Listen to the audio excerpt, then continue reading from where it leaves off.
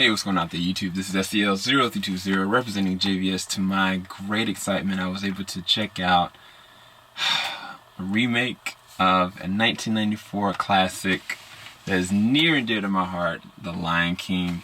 Humongous cast, and you can kind of see them as a list up here.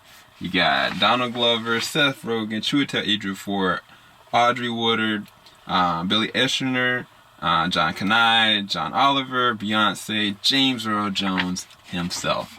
And I've got to say this, you guys. If you were a fan of this classic, it does it justice in every way possible. Like, if you actually really enjoyed the original one, there's no reason that you're going to have any kind of problems with this one. They don't go full tilt left, they don't go full tilt right, but they do some interesting things with this one that do enrich these characters in a broader way. I would say specifically a character like Nala, for instance. Nala, not necessarily given more to do, but I think now that the perception is like these look like real characters, like these look like real animals, and it's photorealistic. I'll get into the VFX in a second. But taking Nala, for instance, like there was a moment that I was kind of just like, man, Nala had to go through this, and this is impacting her this way. And then they add on top of that dialogue that kind of like, it's the same exact dialogue, but it's put in a different kind of perspective of empowerment, of like, you know, presence and like necessity.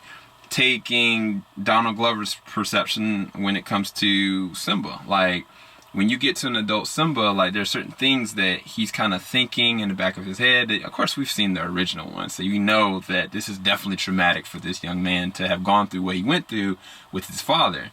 But it's even deeper when there's added dialogue there. And I think that from a voice acting standpoint, I think Donald Glover does a really good job to keep the innocence of Simba, but at the same time, there's like a smudge mark there that you can feel, you know, from the way that he articulates his wording, from how chill he is for the most part, but at the same time, like there is a cry and a need for something else. And one of my most amazing scenes from the 1994 was, you know, the scene in the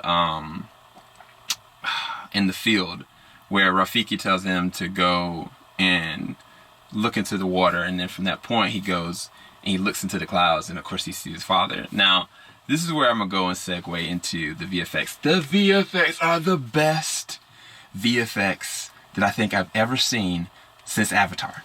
If Avatar set the stage for what photorealism and an organic world could be, this takes it to the next level, to be quite honest with you. And I didn't even see it in 3D, so I don't know how good it's going to be in 3D. I've only seen it in IMAX.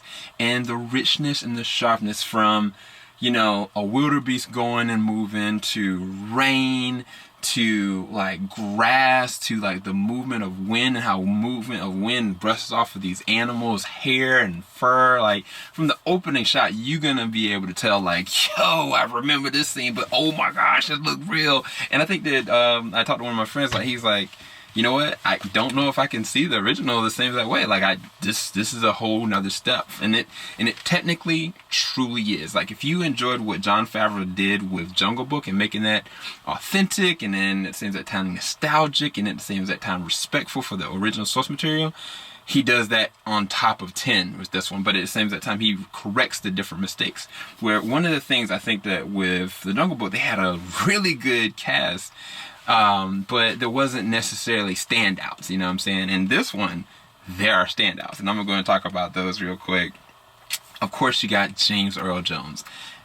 Classic, legendary James Earl Jones voicing Mufasa again. Of course, you're going to get chills, but there are certain lines of dialogue that he used with Mufasa that is a little different, scripted very differently, and it feels differently. And I think the part of the reason why it does is because you have other actors that he pings off of. There's a specific dialogue with him and Scar that I was kind of just like, man, I feel a little empathetic to this, but at the same time, I was like, whoa, this alludes to a past with Scar and Mufasa that I didn't even think about, you know what I'm saying?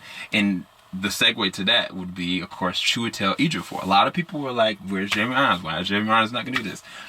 Chiwetel Ejiofor, to me, is the standout in this film because he takes a legendary performance and makes it his own. He owns every bit of it. Every scene that he's in, like, he is malicious, he is intelligent, but it seems at times there's also some differences to the way he interacts with everybody else as a villain. And I think that Chiwetel Ejiofor nails it. And even with his voice acting, like, his presence is just as commanding and demanding as what James Earl Jones was doing for Mufasa, which I think that that's commendable. For somebody to take something that's 25 years later and make it their own is praiseworthy, in my personal opinion.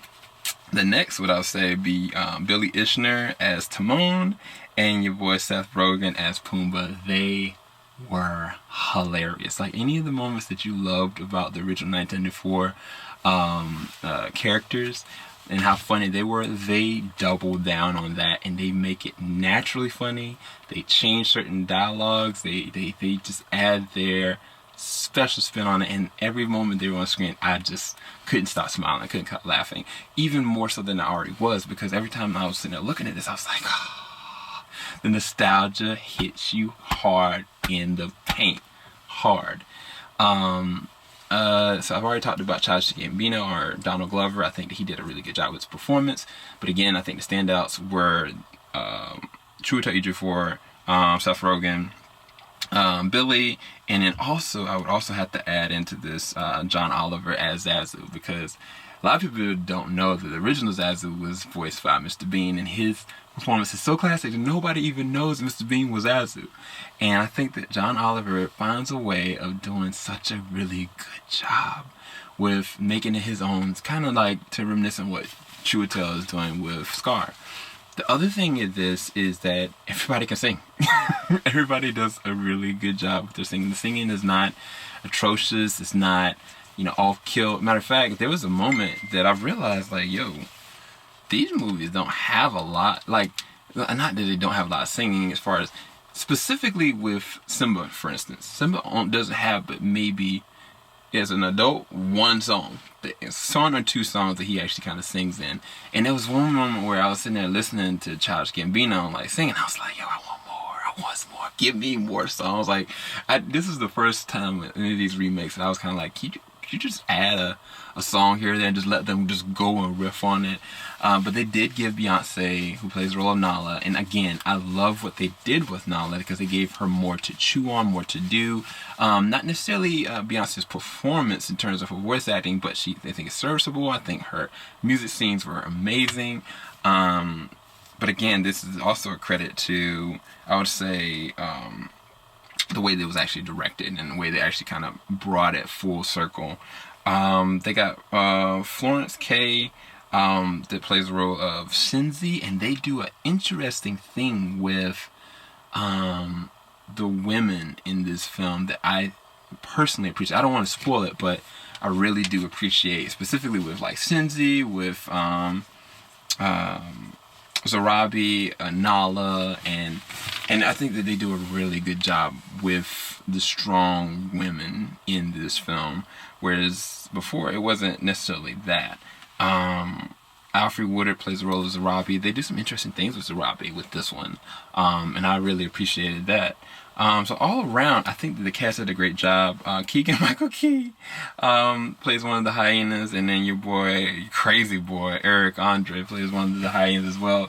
I mean, I think their scenes were funny. I think sometimes it's nowhere near as funny as the other two hyenas from the 1994 version, but I think that it's serviceable. I think they make it their own. I think they have a lot of fun with it. But I think, again, the highlight to me in this one was Chiwetel's just immersion into Scar, and he's menacing, and I love every second that he's on screen. I loved it. I loved it. As far as the story, they do change some things, but everything pretty much is the same. And I'm not sure if that's going to be a negative or a detracting of some of you guys. Some of you guys that are purists, you're probably like appreciative, like, okay, they don't change a thing.